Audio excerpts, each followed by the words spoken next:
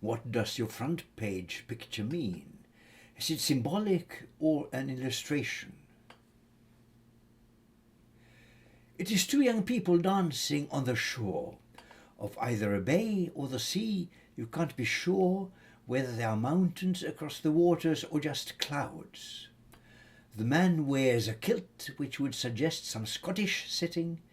It is not an illustration, but rather just a romantic picture for setting the mood of the book.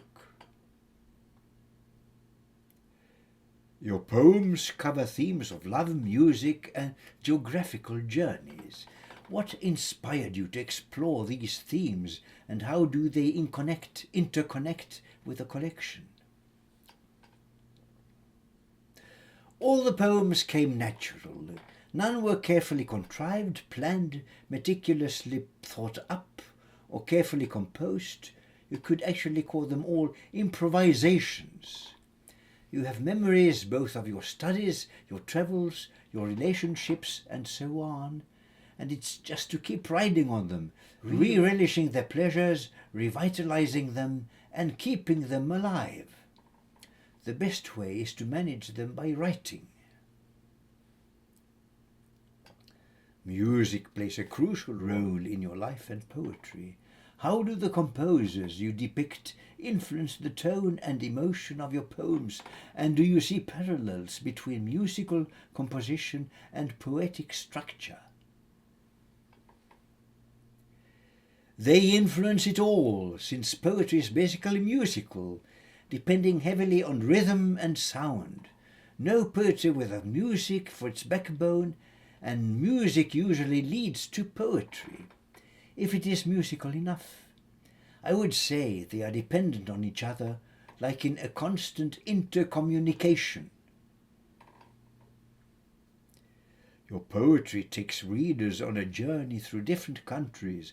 How did your own multicultural upbringing and experiences shape the way you portray these places in your writing?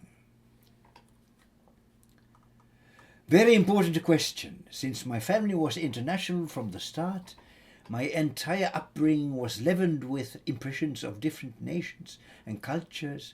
For instance, already on the way home from Argentina in 1955, on our ship home to Scandinavia, I had strong impressions both of French and English influences, to the degree that I felt I had to choose whether my life would be dominated by French or English culture.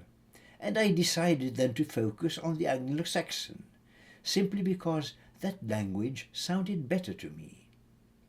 The impact of music was extremely strong from the beginning. Since both my parents were highly musical and performed together, the Argentine folk music also helped a lot, but the main impact was of classical music from the beginning. Your collection reflects on philosophical and metaphysical ideas, including themes of death and life realities. What do you hope readers will take away from these reflections, and how do they relate to your own life experiences? Everyone has unavoidable experiences of love and death.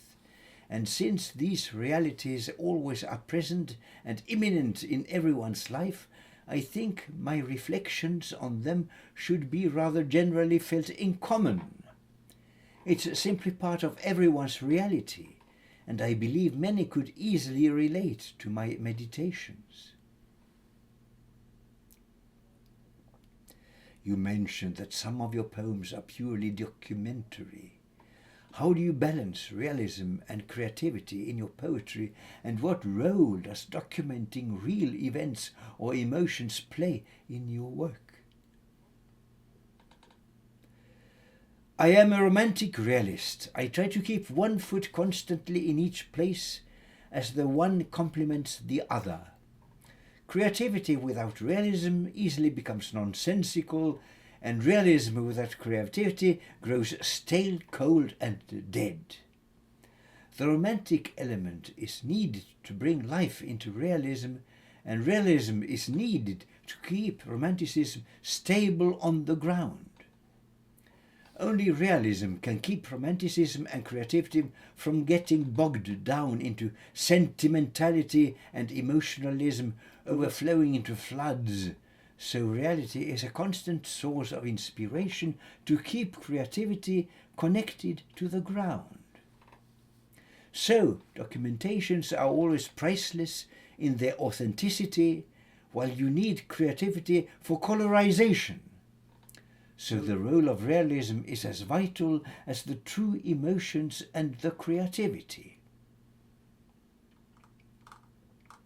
Who are the major influences of your life? I could make a catalogue of all the major influences of my life, but I will not burden you with a lot of cumbersome data. In literature, they were first of all Shakespeare, Homer, the other ancient Greeks, Dante, Dostoevsky, and Stefan Zweig. In music, they were first of all Beethoven, Chopin, Schumann, Brahms, Tchaikovsky, Sibelius, Handel and Schubert. I think that is enough. Would you call yourself an idealist?